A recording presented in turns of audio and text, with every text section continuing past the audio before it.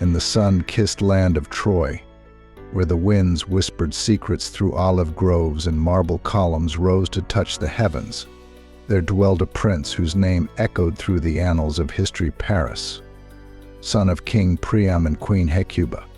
Tall and handsome, Paris possessed the grace of a god and the heart of a poet, yet his fate would be intertwined with the tumultuous events that would shake the very foundations of his beloved city. It began with a contest of beauty among the goddesses of Olympus. Hera, the queen of the gods, Athena, the wise warrior goddess, and Aphrodite, the goddess of love and beauty, sought the judgment of a mortal man. The mighty Mount Olympus trembled with anticipation as the divine trio descended to the mortal realm, their radiance casting a spell upon all who beheld them. And so it was that Paris, the unsuspecting prince of Troy, found himself thrust into the midst of a celestial rivalry, his heart and soul caught in the crossfire of divine desire. The goddesses, each in their own splendor, vied for his favor, offering him bribes of great power and riches in exchange for his judgment. Hera, with her regal bearing and commanding presence, promised Paris dominion over all the lands of Asia, a kingdom fit for a king. Athena, with her piercing gaze and formidable intellect, offered him wisdom and skill in war, making him the mightiest warrior to ever walk the earth. But it was Aphrodite, with her intoxicating allure and irresistible charm, who captured Paris's heart with her promise of true love.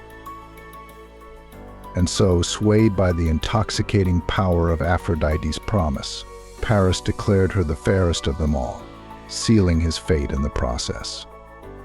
For in return for his judgment, Aphrodite granted him the love of the most beautiful woman in the world, Helen of Sparta, wife of King Menelaus.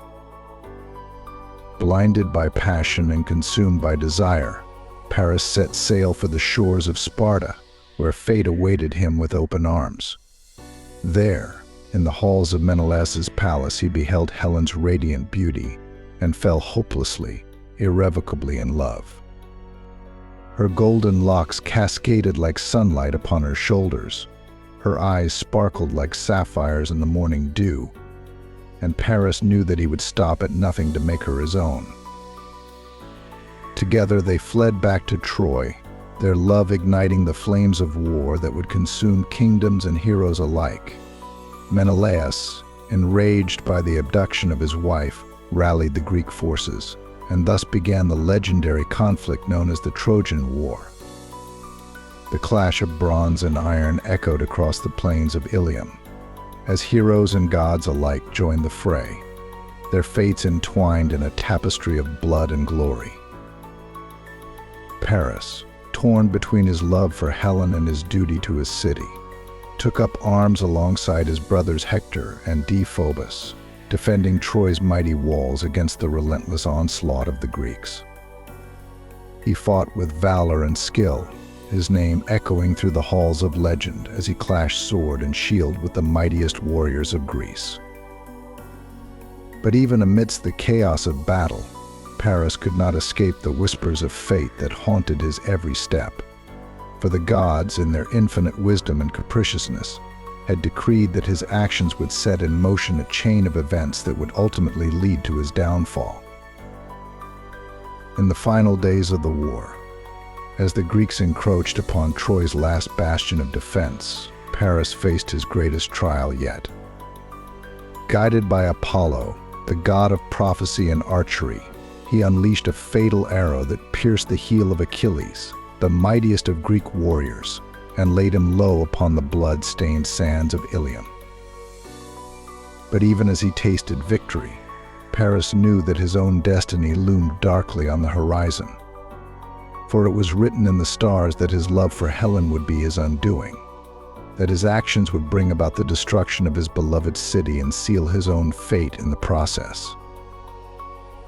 And so it was that Paris, Prince of Troy, met his end upon the fields of battle, his lifeblood mingling with the dust of his ancestors as he gazed upon the face of his beloved Helen one last time, his heart heavy with regret and longing. For in the end, he had been but a pawn in the hands of fate, a tragic hero whose story would be told and retold throughout the ages, a timeless reminder of the power of destiny and the frailty of mortal hearts.